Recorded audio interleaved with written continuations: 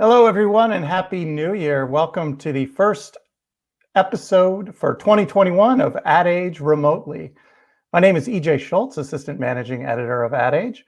And on today's show, we are speaking with Lauren Sallata, who is the Chief Marketing Officer at Panasonic Corporation of North America. Hi, Lauren. Welcome to the program. Hi, EJ. Thank you so much. Happy New Year. Thanks for having me. You as well. Thanks for joining us today. I want to spend a good bit of time talking about your CES plans as well as your Olympics plans, two hot topics as we begin the year. But first, I wanted to give you the chance to describe today's Panasonic. I was surprised when I was preparing for this interview to learn just how many industries you guys are involved in these days. I think people might still associate you with TVs and consumer electronics, but you guys do a lot more than that, right? And I don't even think you still sell TVs in the US. Is that right? No, thank you so much. Well, first of all, it's great to be here. And I've been with Panasonic now about 4 years. And one of the reasons I was brought over is to really help to rethink in North America and the region, the brand. The business had really undergone a transformation going back probably 5-8 years ago to really focus more on business to business. We still very much play in the consumer space here in the region. And but we saw lots of opportunity to transform who we are from a business perspective. And one of the things that when we first got going from a brand perspective and doing a little bit of research, we realized that we had very high recognition of our brand, as you alluded to, but fairly low awareness of what we actually do. So part of the exercise was to really create somewhat of a taxonomy for our portfolio, which, as you mentioned, is vast, right? We sell everything from microscopic components all the way up to, intelligent highway systems and everything in between. And so part of the remit was to figure out, how do we talk about ourselves? And so where we landed is in around these sort of areas of advantaged business for us, but categories of capability, which certainly include consumer lifestyle products and solutions, immersive entertainment and experience solutions, sustainable energy, smart mobility, and what we call integrated supply chain, which speaks to a lot of the areas around food retail and food service that we sell into. And I want to get into some of that stuff a little bit later. Before we continue, I want to remind everyone to submit questions for Lauren on our social channels, and we can get to those as they come in. So let's talk about CES. I imagine that's a big part of executing what you just described, which is to communicate to the B2B audience in a lot of ways, as well as the consumer audience, kind of what Panasonic is up to. And I know that Panasonic has actually been involved in CES since the beginning, way back in 1967, when I think the show, was in New York. Obviously, it's been a big, massive event in Las Vegas for a long time. And this year, like everything else, it's going virtual, which I'd imagine is a massive change for you and the brand. And so I'd like to learn from you how you guys are approaching it this year from that perspective.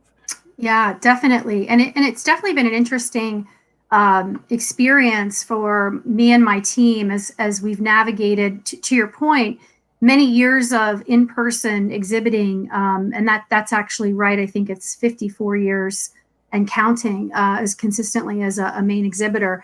But what we decided to do, and because it was such a kind of a sudden change, a lot of information coming to us in terms of plans with CTA itself, was kind of unfolding as, we sort of joke painting the bus while we were starting to drive it. But it was really important to ground the whole exercise in design principles and what we were trying to actually accomplish. And I think, given the fatigue of, online meetings, we absolutely knew up front that we were not trying to replicate a one-to-one experience of somebody, meandering through a physical booth in Las Vegas for potentially hours at a time, right, on the show floor. So we realized that we wanted to create those bright spots and those really immersive experiences, but recognizing that our visitors may not be in discovery mode. They may just want to get straight to things. So we had sort of this find and discover architecture. And then we started planning who we felt would be coming to us and the personas that would be visiting based on, our history and what we know of the show. And so what we've ended up doing is building an immersive mobile optimized platform. It has both video and WebGL based content. There's a lot of different unique experiences that you'll see, hopefully, if you join us. And it's connected to the CTA platform. So CTA will have its own platform with their own content strategy, but you'll be able to move between the two. But we're really excited because we also saw this as a very big opportunity to not let the energy and the conversions and the activity of CES just to stop with the show on the 14th. We felt like there was a really big opportunity to carry that through and in support of our businesses, continue the conversations and continue the engagement beyond the CES show. So what that means is we've created, once the show is going, we'll be able to continue to nurture through campaigns respective to the different business units who are engaging with their technologies and their solutions. So we have a lot of really good focus on conversion so that we can kind of pull through beyond CES some of this investment and activity. We do have a quick video that kind of gives a more visual representation of what you described and how things might look like next week. Let's play that. Okay, well, let's get started. Welcome to Panasonic Studio Hollywood. It's this kind of rise of tech happening in higher education where there's more coursework being built into the curriculum around the gaming and esports industries.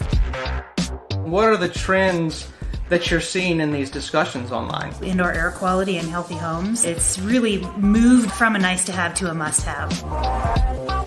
Panasonic's Active Surfaces button-like touch controls provides easy cleanup for the airline and a safer passenger experience for travelers. Hey, so we wanted to talk a little bit about what's going on and what's new with ecosystem development. We have built an ecosystem on top of Android. So we've enabled third parties to actually run their systems on our internal IVI platform. So you mentioned that you built your own sort of portal or hub, and I think you made the decision to open that for free, right, to anyone? Is that right?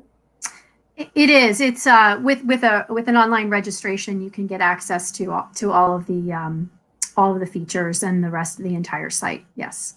Which is quite different from normally people, paying money to attend CES and travel to Las Vegas, right? So are you looking to broaden your audience here, or is this just another way of reaching your normal target audience? Yeah, that's a great point. So one of the other things that we felt was a big opportunity for us by going all digital was to really expand our collaboration with our global colleagues. And so we've been working internally to support some of the ways that our colleagues in Japan, in India and Europe and other regions so that they can participate in the show. So we realized that traffic is global. And so they have worked with us to localize as appropriate some of the features and activities and content for other regions. So we do expect to see, and we're already seeing with our pre-show landing site, quite a bit of traffic. And it looks like you made the conscious decision to kind of do some highly produced content that looks like a lot of it was recorded in advance. Is that right? Yeah, we really took a hard look at, and I think you have to also, when you do that, look at what the technology can actually do at scale. And so we felt really comfortable with creating pre-recorded content that was really relevant to the topics, relevant to the focus areas that CTA promotes. And we felt that it was a really a better experience to be able to ensure that things roll versus kind of taking a little bit of a bet on live interaction. So we did pre-build a lot of it, but we're really excited about it because I think when the site opens, you'll see that there's been a lot of care and thinking about the types of content that we've created around sort of these thought leadership tech talks that span across multiple industries like energy, battery, automotive, mobility, avionics, clean air, as well as a music exclusive with the Cold War Kids, which we're really excited about, which was filmed on our Lumix cameras. So there's lots of really cool features, and I don't think that the fact that they were pre-recorded will upset the experience in any way. So in a normal CS, there's a lot of competition on the ground, right, to get the attention of people attending, get them to your exhibits, get them to attend your talks.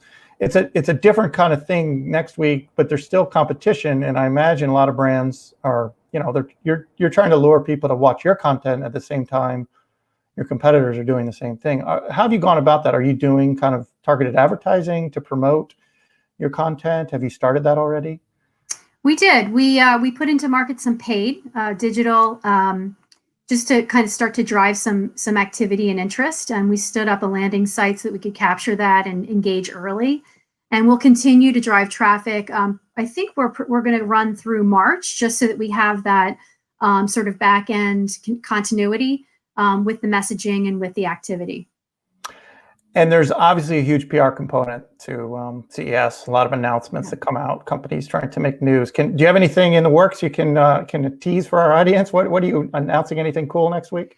We're announcing a lot of things cool, EJ. I wish I could tell you more. We have a number of embargoed announcements, but I will tell you that some of them are around automotive and mobility, which I think are pretty exciting, around e-cockpit and sensing and audio. So stay tuned for that. We have some additional announcements that are coming out around sustainability, our sustainability and energy solutions. And we also have a few around immersive entertainment and, of course, our consumer lifestyle solutions. Lots of nuggets there as well. So can't really share them today, unfortunately, but we've got probably about 12 to 15 announcements for this year. So as at the end of next week, what's the big takeaway you want people to come away with about Panasonic? I think it goes back to our sort of our design principle around find and discover, and to your point earlier, really just wanting people to discover the brand, to really start to understand it as in its current modern state, what we're up to really understand as a company that's been built around being a purpose-driven company for more than 100 years. I mean, that's very much in our DNA, and there's even a part of the experience that touches on our giving back and our number one business principle, which is contribution to society, and how that has been wrapped in and aligned to all the Team Panasonic and the Olympics. So I think my goal would be that people understand us a little bit more, that they get excited about engaging with us, and certainly consider us in their purchase decisions in the future based on the experience that they have. Before we continue, I again want to remind folks, if you have questions, to please submit them on our social channels. You mentioned the Olympics a couple of times. Let's talk about that. I think last year you actually had some of the athletes, Michael Phelps, even like on the ground at CES, some of your endorsers. Is that, but you're going to use them again this year, obviously in a virtual way. Can you describe how you're sort of bridging your Olympics sponsorship with CES? Absolutely. So as you may know, we've been a top sponsor of the Olympics and the Paralympics for 30 plus years. So we see that as a tremendous asset for us. I think in our current world that we live in, the message of unity is certainly a really strong one that we are proud to be aligned to. What we did was form Team Panasonic in advance of Tokyo 2020, which of course has been shifted out a year. But the idea last year was we were launching a campaign, What Moves Us, to really connect with the shifting demographics of buyers, with millennials and Gen Z. And we felt that in our research, we recognize that the Olympics plays a pretty strong, favorable role with those changing demographics. And we thought, this would be a great way to dovetail investments that we've made and commitments that we've made. And so as part of the What Moves Us campaign, which really focuses on storytelling, helping us build a relationship with new buyers and new influencers and the next generations of buyers, we felt that kicking off at CES last year in a really strong way with the athletes as our first content chapter, Team Panasonic would be really compelling. And so as part of that, we worked with Michael Phelps and Katie Ledecky and Lex Gillette, who's a 4-time Paralympian, and Sakura Kokomai, who's an up-and-coming Olympic hopeful in karate. And we brought them to CES last year. We kicked off at the press conference with Michael. We had, gave the audience an idea of what not just his mission through his foundation, but also Katie's national give back on STEM, her Dive into STEM program, but really showcasing how in their lives outside of competition, how they were choosing to give back and how well all of that aligned with our values at Panasonic and our passion for purpose. So that was the meaningful part of what we did there. We did have them in the booth as well as at the press conference. And then beyond that, we activated with them, what turned out to be a little less in person and more digitally throughout the year in various different ways. Obviously, you had thought back then last January that you would have that program at CES and then you would have the Olympics in a few months, and that didn't happen. Yeah. And I think that's an example of how disruptive the year has been. I'd like to learn a little bit more on how you guys have adapted your Olympics marketing plan, knowing, the games have been delayed by a year. How are you looking at it now as we begin 2021? Hopefully the games can go off here in a few months. Absolutely. So, it definitely was a pretty hard pivot. We had planned with the, foundations and the various activities with school and STEM to be in person around the country in different areas. And so we had to rethink all of that and really move to an online model. And we ended up filming a lot of content and creating a lot of online executions and activations with the athletes. We had Sakura do karate lessons, a series, Wellness Wednesdays on Instagram for free. We promoted those as well as bringing Katie to several STEM meetups online with students. We're hoping to continue those. We're planning to continue those throughout this year. Having Lex, who is also a motivational speaker, record different pieces of content that we shared both with our employees and as well externally. And so we just really, some of the in-person activations we just had to rethink them. And the athletes, of course, have been super gracious about doing that. And it's really worked out fairly well. I'd say probably even more impact because we were able to scale, the number of people who were participating. So really exciting things. And then when we hit the ground in Tokyo this summer, we'll have some of the athletes there with us as well. Are you confident, based on what you're hearing, that the Olympics will go on? I am. I feel really confident. I think the Tokyo organizing committee has, been committed to that, and the safety of the athletes and the attendees. It may not look 100%, maybe with full attendance. I don't know, but I'm pretty confident that they'll continue. Want to give a few shout outs of people watching. Mateo, Janine, Matt, Abigail, Finn, Mohammed, and Kippy. Thanks everyone for watching. And again, please send any questions you might have for us. In our remaining time, I want to kind of dig into some of the cool stuff that you guys do. Some of the cool tech stuff. I want to talk about automotive, first of all. Describe what I think you guys are like a top 10 supplier for automotive companies, and I know a lot of this stuff is focused around the cockpit of the car, and whether that's display, dashboard displays, things like that. Bring us up to speed quickly on what your involvement is in the automotive industry.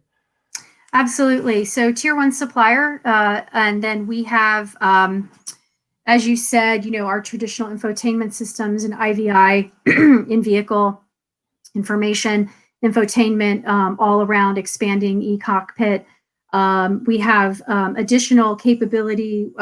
We'll be making some announcements this year as part of CES. And so one of the ways that has been interesting is the continued evolution of the intellectual property and the, what amounts to, the 30,000 plus roughly, right, engineering capability and engineers that we have globally to really evolve. We have a telematics application and platform that allows tracking of vehicles and maintenance of fleets. It's our One Connect platform. The portfolio has further evolved in more recent years with intelligent transportation, so connected vehicle data platforms, which are built around the notion of connecting, vehicles to vehicles and vehicles to X, right? The infrastructure, and then providing near real-time data and information to traffic operations. And so you can see the trajectory of the portfolio and how it's evolved based on that long history in automotive. I think the car itself has taken on new meaning in the pandemic. A lot of people because we're not able to actually go to the same kind of settings we once did in restaurants or wherever, people are kind of turning to the car as a little bit of a sanctuary. Is Panasonic innovating around that at all? Are you doing anything to make the car more comfortable for people, or cool things that you might be doing to kind of play into that?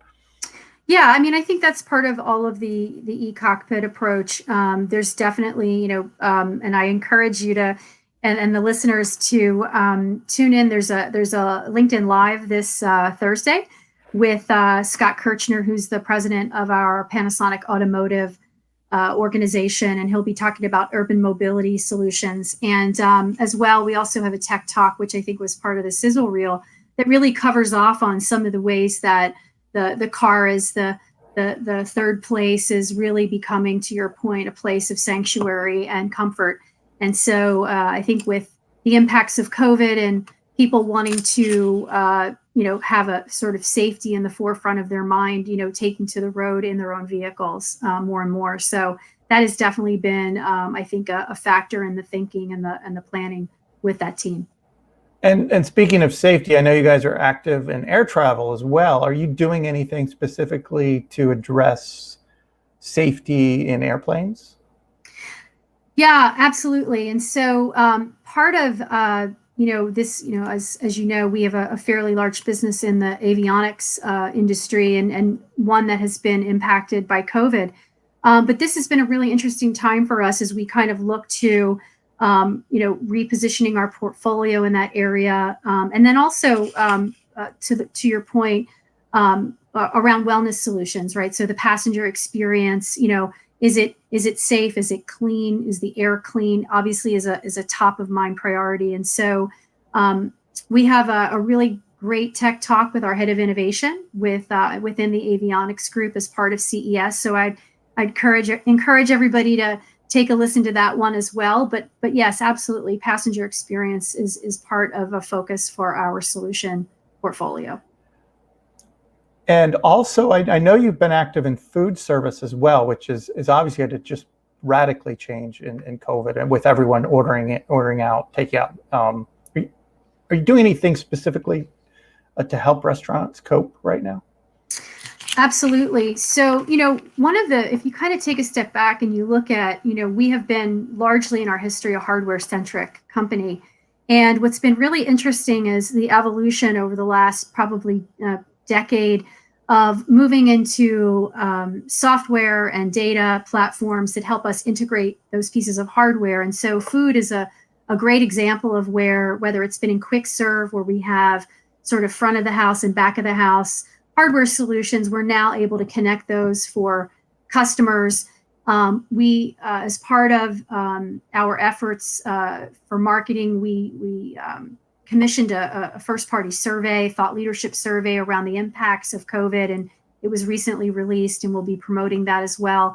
That really spoke to, the use of technology to enable safe transactions, contactless payment, self-service ordering, so minimizing time that people are in contact with each other, and making the whole system more seamless, both from an operator perspective as well as a customer and a consumer perspective, a user.